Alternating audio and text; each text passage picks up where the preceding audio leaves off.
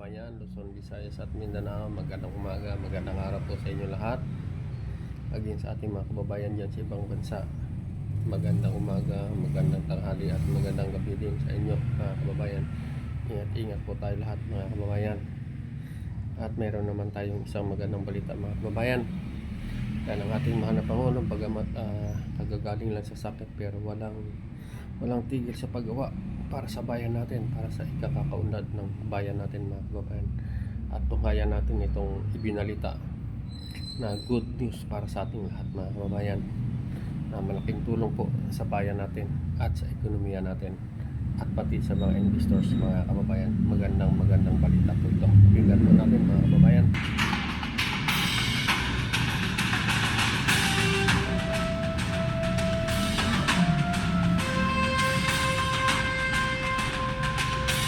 Yan po ang tinatawag Kaliraya dito ng Kalayaan Hydroelectric Power Plants.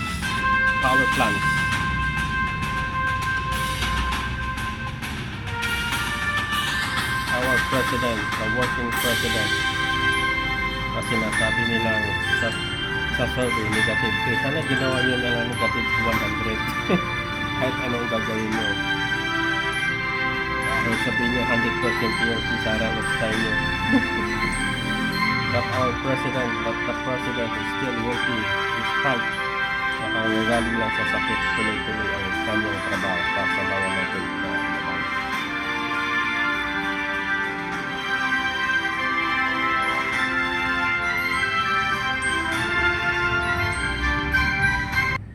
Kaya mga kababayan, we encourage you to watch palagi sa RTBM or sa PTBD4 kasi nandyan lahat ang mga gawain ang gawa ng ating mahal na Pangulo. Lahat ng kanyang mga proyekto nandyan po nila mapapanood.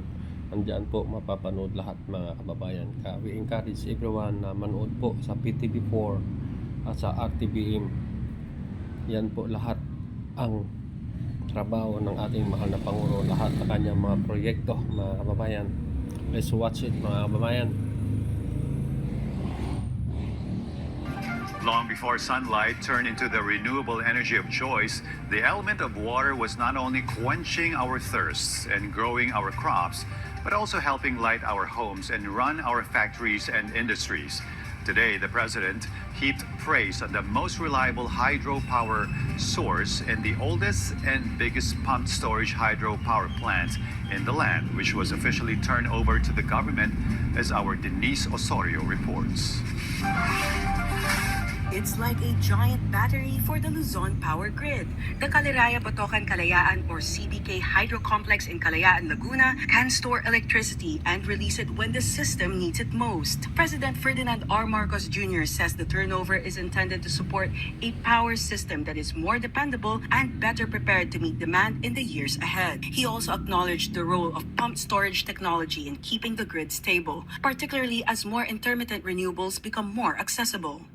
With this privatization completed through the successful bid of over 36.27 billion pesos, the government is able to unlock significant resources while ensuring the continued operation of a strategically important energy asset.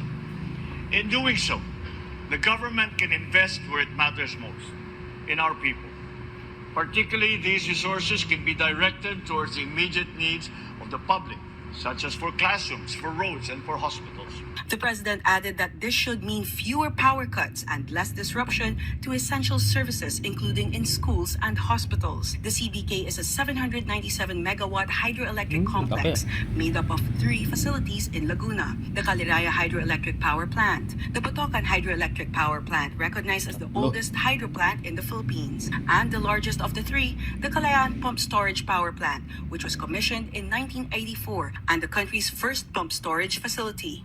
When demand is low, the pumped storage plant uses electricity to pump water from Laguna de Bay up to Lake Kaliraya. When demand is high, the water is released back down to turn the turbines, helping to shave peak demand and support frequency control on the grid. Department of Energy Secretary Sharon Garin says the CBK is important to the national grid, especially when Balikaya, consumption Butukan, rises and Kalayan, extra backup is Hydro needed to Complex. keep supply steady. For sure, CBK will be a big help kung may kulang tayo. Kasi ito nga yung ano natin pang-regulate natin, pang-reserva natin.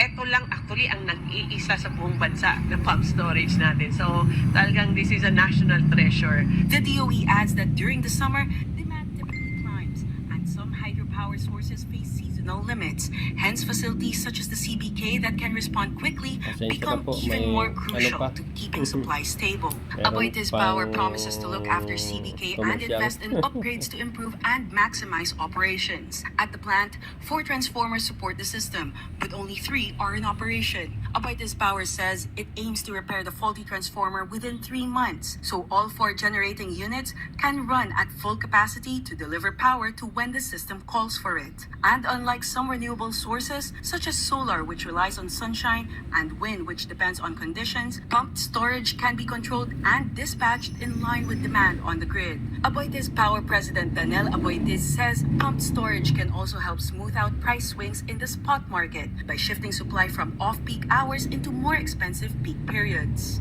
So off-peak, at like 3 in the morning, 4 in the morning, if your Western price is, let's say, 2 pesos, this will make it 210, 220. Sa peak naman, if your peak prices are like 10, 12 pesos, this will bring it down to 6. You are taking off-peak, excess off-peak supply when it's not priced, and you're adding generation to the peak. The Aboitiz Group describes CBK as a strategic asset, adding flexibility, stability, and resilience to the power system, helping meet peak demand and support reserves, and bring more renewables onto the grid without undermining reliability. To sum it up, energy security is economic security. Such facilities like CBK are key to keeping electricity both reliable and resilient for Filipinos. Denise Osorio for the National Television Network for a new and better Philippines. Okay, Kung may magsabi sa'yo na ang madalas na pag-ihis So, narinig nyo mga kababayan, malaking bagay itong Kalayaan, Butukan, Kaliraya Hydro Plant na makapagbigay ng malaking kuryente sa Metro Luzon, mga kababayan. So, maraming salamat Mr. President sa walang sawang pagtrabaho sa bayan natin. Bagamat sinasabi nilang negative 3, negative 4, sana ginawa nyo na lang negative 0 negative 100. Hindi katulad ng isa dyan na panay lakwatsa lang tapos ang taas ng ratings. Sino kaya ang tinatanong ng mga ito ng mga nagpapakondak ng survey na to? Nakakatawa lang ano. Pero tayo naman ay nakikita natin todo effort, todo trabaho ang ating mahal na Pangulo para sa ikakakaunlad ng bayan natin. Kaya patuloy nating ipagdasal ang ating mahal na Pangulo, sampu ng kanyang kasamahan, pati ang kanyang health, mga kababayan. At ang siyempre, panalangin natin ang kanyang kaligtasan, sampu ng kanyang pamilya, na ingatan sila ng ating mahal na Panginoon. O siya, sige, dito na lang tayo mga kababayan. Maraming salamat sa inyong mga panunood. Please like and comment mga kababayan. Maraming salamat po. And don't forget to subscribe. Maraming salamat. Bye bye. God bless us all.